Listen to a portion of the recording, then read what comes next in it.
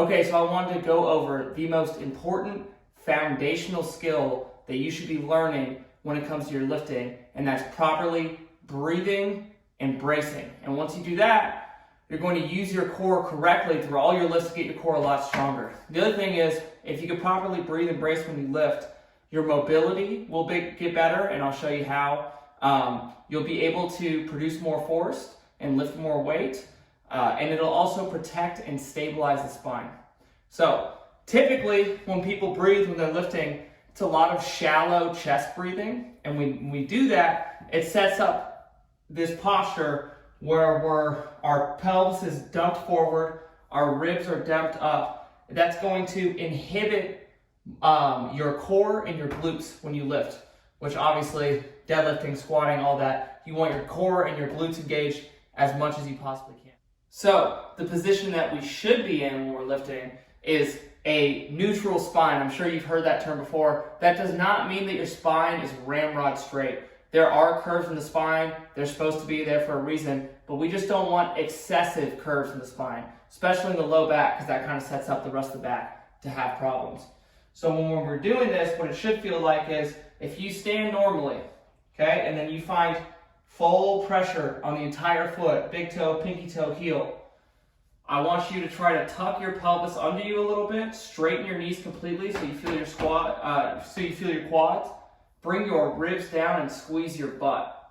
If you do that, you should feel a ton of tension in the hips, maybe in the hamstrings a little bit, in your quads, and in your core. So ribs are down, and notice I'm not here with my hips.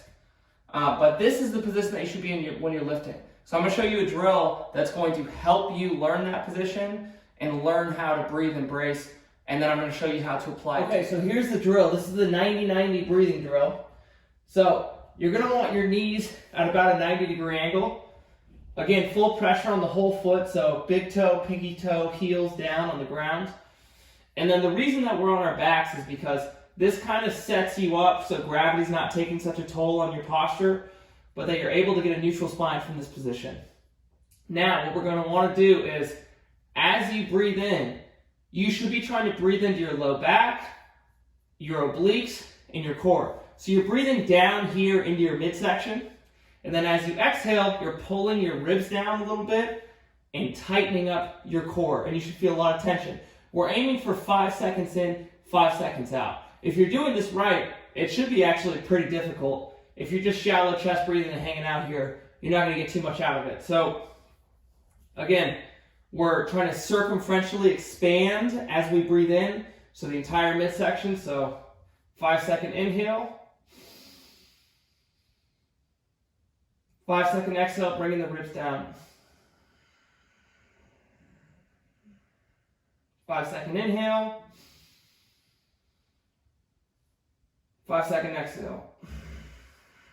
Creating tension in here. If you're doing this right, you should feel almost like your hips lifting a little bit, core, your core on tension, obviously, hamstrings on tension, glutes on tension. We've talked about why it's important to breathe and brace properly when you lift.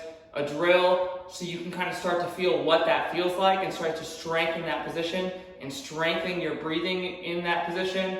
And now how and why it applies to the lifts. So one of the best ones that you can really see that is any kind of maybe a front-loaded squat, like goblet squat, double kettlebell front squat, or a back squat. So for this, I'll show you with the back squat, and hopefully you can see here. But if again I'm not putting myself in good position and I'm sending my hips back and keeping my chest up and arching the back too much, my hamstrings are already in a lengthened position. So I'm not going to have that much range of motion. Also, it's just not very stable for the spine. You'll probably get your hips kind of bending underneath you at the bottom. So from here, instead, we're going to work on that same posture we're already working on. We breathe into the midsection. Brace it, lock it down.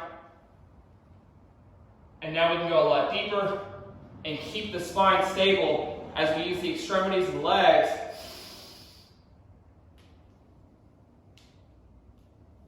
to do the lifting.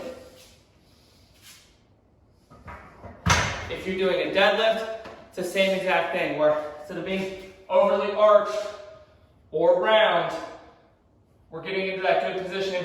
We're breathing into the midsection, bracing the glutes and the core, lats and upper backs, making sure that our spine's not moving at all throughout the movement, and that our legs are pushing the ground away and our hips are driving forward. If you can learn to do that properly when you do your lifts, you'll get a hell of a lot more out of your lifts. You'll be safer in your lifts. Your core will get a lot stronger. Your mobility and range of motion in your lifts is going to get a lot better as well.